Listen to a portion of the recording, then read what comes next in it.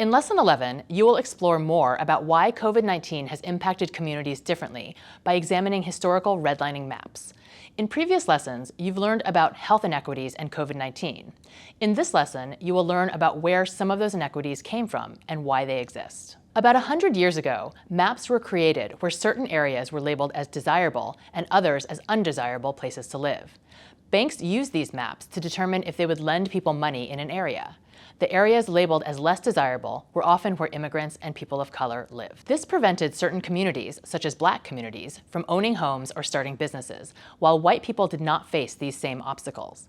The practice of denying a loan based on where they lived was called redlining and had effects that Black communities are still feeling today. In this lesson, students will first examine the redlining data and look for patterns in where areas are rated as desirable and where they are rated as undesirable.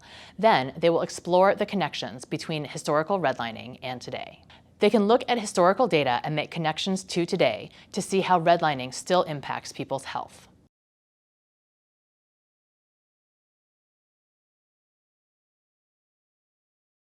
I was really surprised that my students were really engaged in this particular lesson with the redlining. When we used to have the discussions of how people were denied based on their race and ethnicity, they were just like, wait a minute, why was that and what happened there? I was surprised how engaged they were, wanting to understand what redlining was and why did it happen and who did it affect. So this made me very happy, especially just getting them all engaged and ready to learn and just wanting to know about what redlining was. And again, I am very open and honest with my students. I don't sugarcoat for anyone, especially my kids.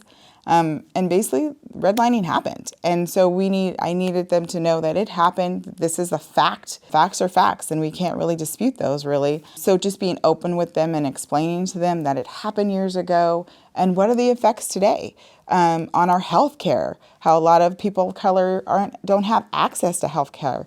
They don't have health insurance. So just being honest with them and sharing your experiences. And I've also shared my experience with my students of I'm in my building, one of maybe 3 or 4 teachers now. There was only one before me, and then then there was 2 of us.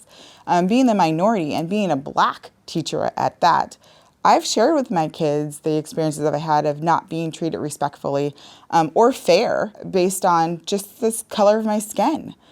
So just sharing those experiences and asking them, how do they think I would feel? And they know me, so they would personalize it and they would understand, well, Ms. Thompson, you would be upset or you would be sad, and then we'd bring it to them. What do you think?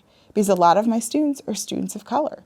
And how would your family feel if you weren't able to do this because of the color of your skin? As we can see now in the world it is today, it's a really, really prevalent part of our society, and just making sure our kids understand that and being honest about it. It's something that's happened in the past, but we got to work to building our future, and our kids need to know the past in order to not repeat the past and make our future better for ourselves and for our students.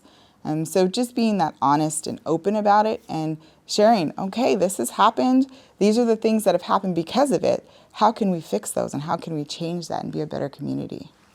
So we can support students in understanding something like redlining by really honoring their questioning. So for my class, they were really engaged in the racial dot map, and we kept coming back to that racial dot map through the whole unit after it had been introduced. Students really wanted to know why people who were ethnically or racially similar live together in certain areas. And it was something that I think the students knew, but seeing it so explicitly brought a different depth of meaning to it, and they were able to talk about it because we were all looking at the same thing. And so they had a lot of questions about why people were living in clusters, and then also why there were so few Native American people in our area. And that was actually something that was addressed later in the unit. And so that was a very powerful moment for students because they thought there was inequity in the fact that this is really their land and we see so little representation in our community. It was really a Pandora's box for my class when I think about it, and I think the most supportive thing I could do was to know that this is the beginning of a much larger conversation,